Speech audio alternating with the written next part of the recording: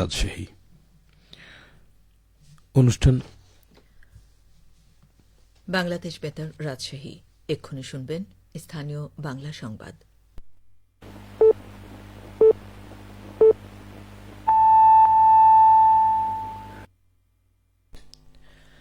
আসসালামু আলাইকুম। সন্ধে ৭টা। বাংলাদেশ বেতার রাজশাহী। স্থানীয় সংবাদ পড়ছি মাসুম আখতারুজ্জামান অনিক।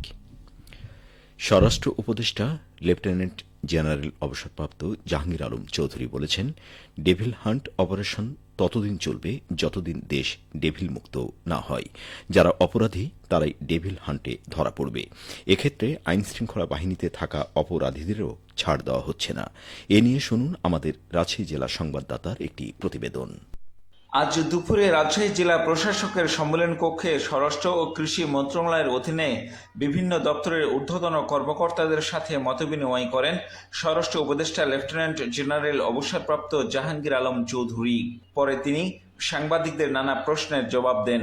কথা বলেন অপারেশন ডেভিল হান্ট প্রসঙ্গেও।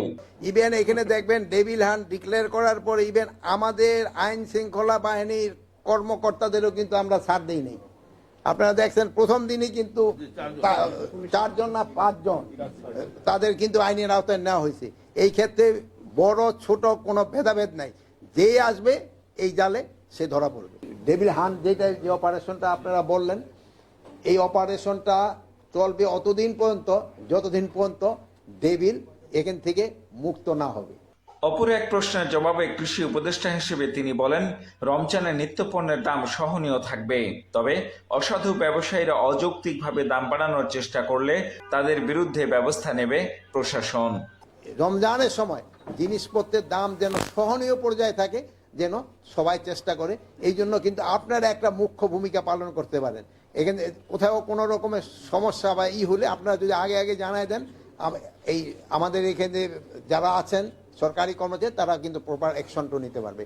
তার আমি আশা করছি যে এবার জিনিসপত্রের দাম সহনীয় পর্যায়ে থাকবে, যেহেতু আমাদের ইম্পোর্ট খুবই ভালো।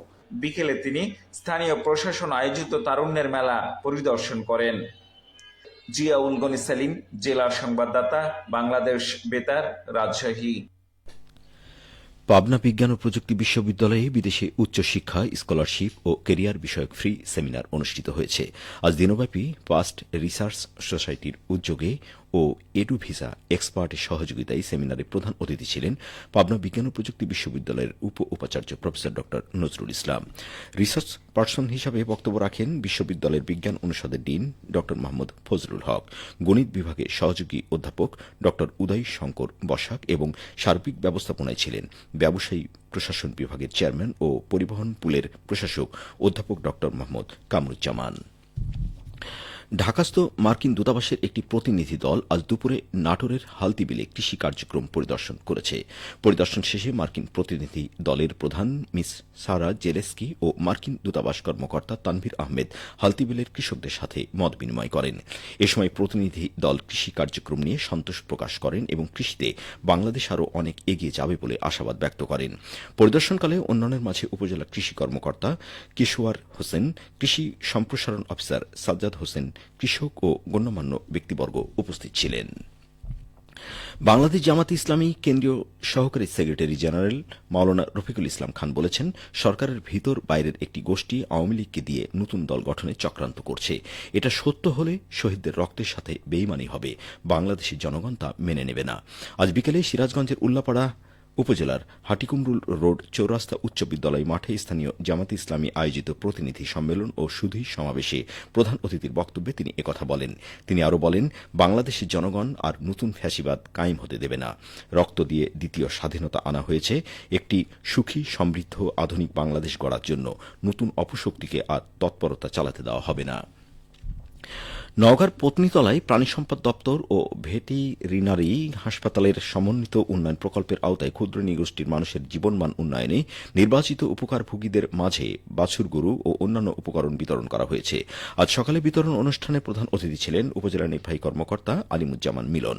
এ সময় ৮৭ জন সুফলভোগীর মাঝে একটি করে ষাঁড় বাছুর গরু, গরুর ঘর তৈরির জন্য 5টি করে ঢেউটিন, গরুর দানাদার খাদ্য ও ওষুধ বিতরণ করা হয়। অনুষ্ঠানে প্রাণী সম্পদ কর্মকর্তা ড আশিস কুমার দেবনাথ, মৎস্য কর্মকর্তা রোজিনা পারভিন, পত্নীতলা প্রেস ক্লাবের সহসভাপতি আলমগীর কবির, শিহারা ইউপি চেয়ারম্যান তোফাজুল হোসেন ও অন্যান্যরা উপস্থিত ছিলেন। সবশেষে আবহাওয়া। আজ রাজশাহীতে সর্বোচ্চ তাপমাত্রা ছিল ২৮.২ ডিগ্রি এবং সর্বনিম্ন ১১.৪ ডিগ্রি সেলসিয়াস। সন্ধ্যে ৬টায় বাতাসে আপেক্ষিক আর্দ্রতার পরিমাণ ছিল ৭১%। রাজশাহী ও পার্শ্ববর্তী এলাকায় আগামীকাল সূর্যোদয় ভোর ৬টা ৪১ মিনিটে। সংবাদ শেষ হল।